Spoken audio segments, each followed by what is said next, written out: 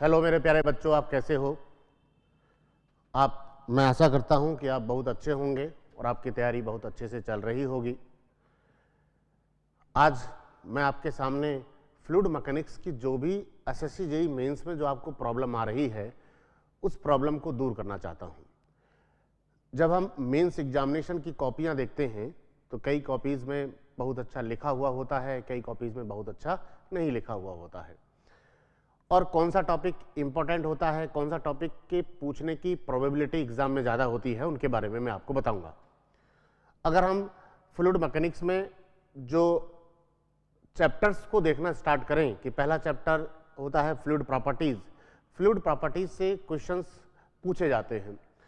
Fluid properties से अगर question नहीं भी पूछा गया तो फ्लूइड प्रॉपर्टीज़ के बगैर हम जो आने वाले जो नेक्स्ट चैप्टर्स हैं उनके प्रॉब्लम को नहीं कर पाते हैं, क्योंकि कहीं ना कहीं डेंसिटी, विस्कोसिटी, क्या यूनिट वो सब कुछ हमें आना चाहिए।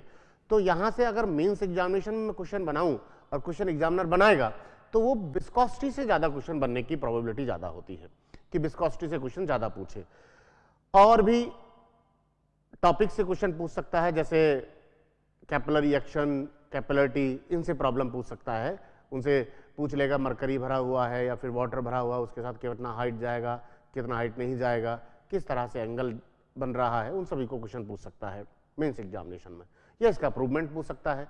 या ऐसा होगा कि यहाँ पर जैसे इस टॉपिक से हम बात करें, जैसे विस्कोसिटी हो गया या फिर कैपिलरी एक्शन हो गए, इन टॉपिक से जो क्वेश्चन बनता है वो क्वेश्चन बहुत छोटा हो जाता है।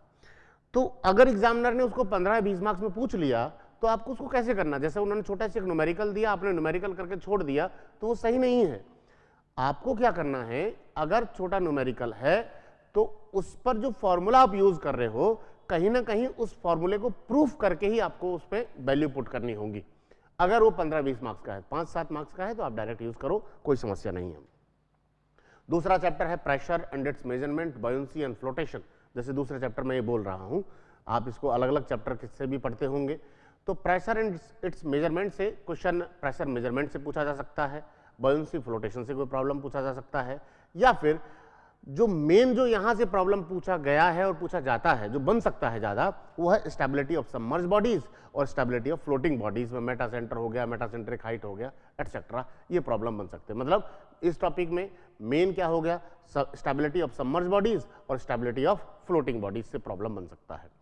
इसके बाद हमारा चैप्टर काइनेमेटिक्स आता है। काइनेमेटिक्स में जो प्रॉब्लम बनती है, वो मेन जो प्रॉब्लम पूछा गया है और पूछा जाता है वो है कंटिन्यूटी इक्वेशन का डेरिवेशन, कि कंटिन्यूटी इक्वेशन को किस तरह से हम ड्राइव करेंगे और ड्राइव करने के बाद जो फाइनल फॉर्मूलेज आएंगे उनको हमें लिखना है।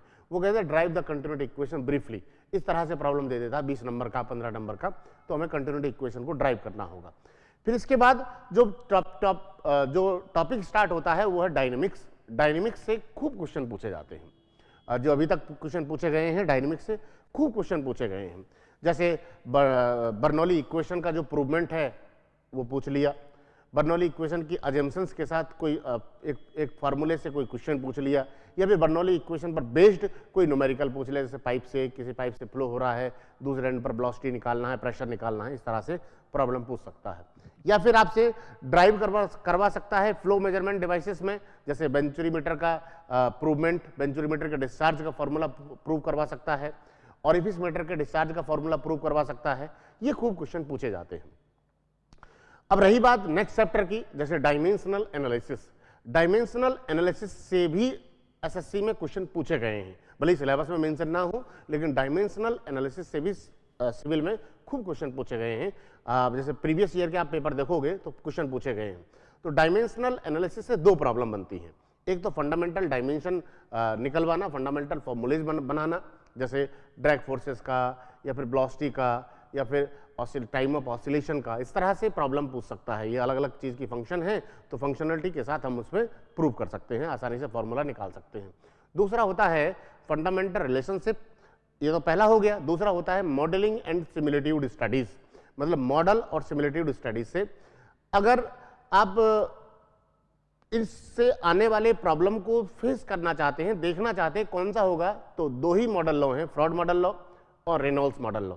इसी से क्वेश्चन पूछने की प्रोबेबिलिटी बहुत ज़्यादा होती है, और मैं तो ये कहूँगा कि इसी से पूछा जाएगा, रेनॉल्ड्स मॉडल लॉ और फ्रॉड मॉडल लो, चाहे मैकेनिकल इंजीनियर हो चाहे सिविल इंजीनियर हो, इससे पूछने की प्रोबेबिलिटी बहुत ज़्यादा होती है। तो और इसके बाद जब हमारा और नेक्स्ट टॉपिक की तरफ हम जाएं, जो आज के डेट में क्वेश्चन वहाँ से पूछे जा रहे हैं, फेमस है, जैसे laminar flow through circular pipe और laminar flow through fix parallel plate.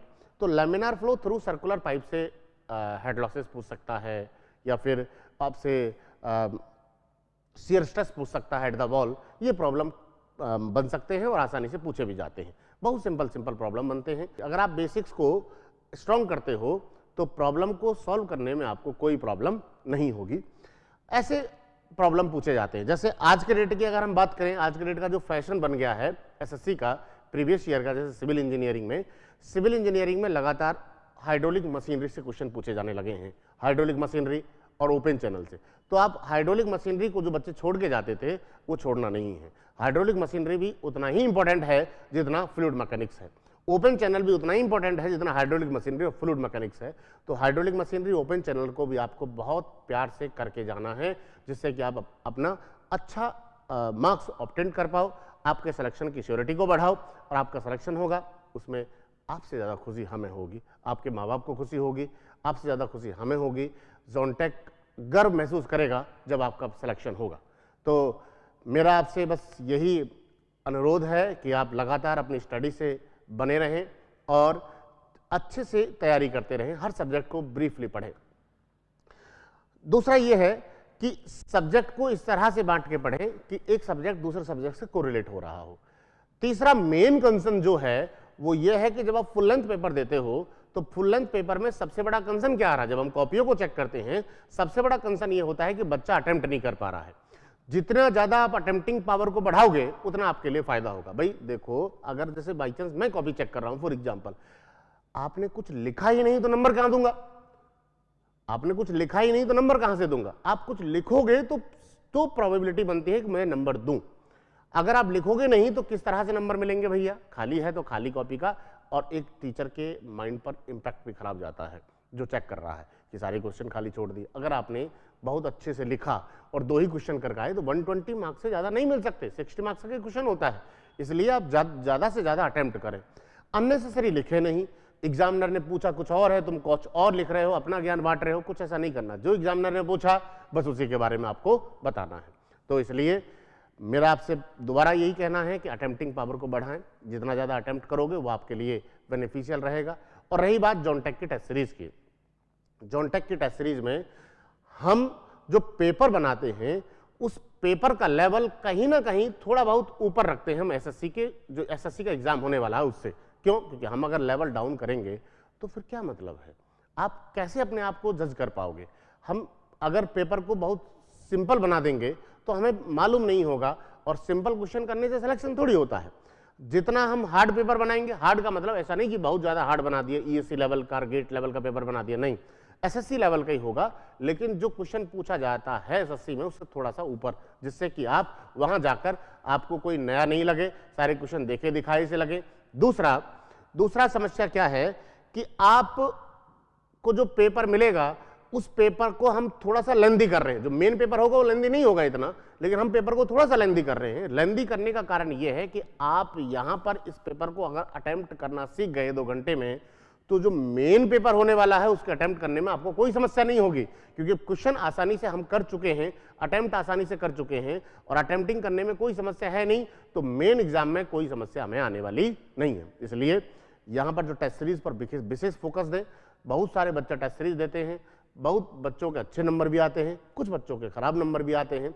तो खराब नंबर को और अच्छा किया जा सकता है और अच्छे नंबर को और बेहतर किया जा सकता है अगर हम तैयारी बहुत प्रेम से, बहुत तरीके से, बहुत सिस्टमेटिक वे से करें। तो इसलिए again best of luck for your exam, और आप अपने पेपर की तैयारी करते रहें।